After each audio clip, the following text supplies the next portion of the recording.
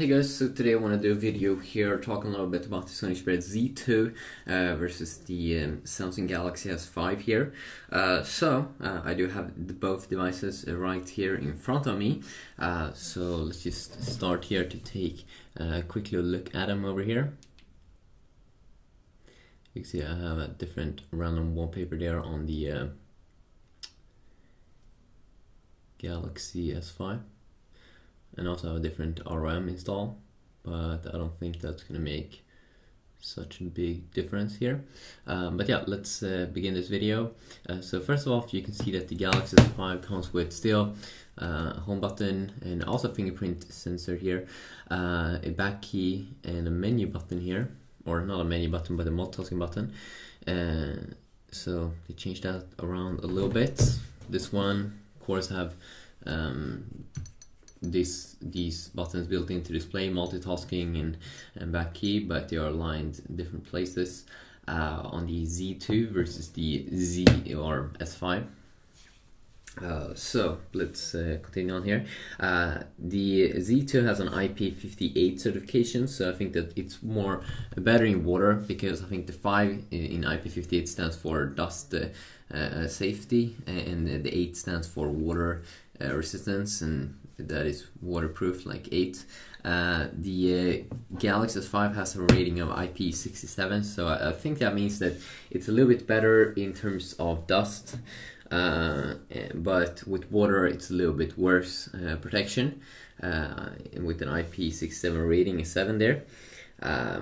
We do have an IPS LCD display here, 1080p resolution, 5.2-inch display size here on the Sony Xperia Z2, but way better viewing angles than the TNT display, TFT display that was on earlier Xperia phones. That was kind of horrible, but now it looks very, very good again, and the display really is vibrant, as you could see. So pretty amazing things that we do have right here. And then we do have a 5.1-inch display here on the S5, so it's a little bit bigger display overall on the Z2, but then again, this one has a big fat place which is taking up, and that's the buttons here, and the buttons is outside on the Galaxy S5, so you actually do get a little bit more space there, so I think that could be pretty nice there. 1080p displays on both. We have some other interesting things here, and that is that it looks like the C2 only is well on 16GB variant versus the S5, which is well on 32GB variants. Now, of course, both these two devices here have an SD card option, 128GB of SD card that you can put in. The camera also on these two devices is a 60 megapixel camera, is what you do get here on the Galaxy S5, versus a 20 megapixel camera and shooter that you do get on the Sony Xperia Z2. So both come with really like quality cameras, but overall I think that Sony is probably having a better camera overall. So that could be nice things to know, but I haven't tested it myself. And of course, both phones have like different modes and stuff that you can play around with when taking photos and things like that. And then we do have Snapdragon 801 chipset inside of both these two smartphones here, but there is a difference here, and that is that you get AC variant chipset of Snap 801 inside of the S5 versus the AB variant on the C2. I'm not sure which one is better, but I guess the S5 has better. 2.4 GHz quad here versus 2.3 GHz quad here, which means that it's a little bit lower clocked on the Sony Xperia C2. Same GPU here on both, graphic processing unit Adreno 330. You do actually get a big battery here on the Z2, 3200 milliamps versus 2800 milliamps inside of the S5, so 400 more extra milliamps, which could definitely be a nice little boost there. You can see here that both have their own kind of UI on top. Here, of course, we do have TouchWiz UI, and on the Sony smartphone we do have their own UI that they like to have. You do have some quick settings here inside of the Z2, but it doesn't seem to be as good as the S5, which just have a ton of different things you can change. Here you can change like 4, 5, 6, 7, 8.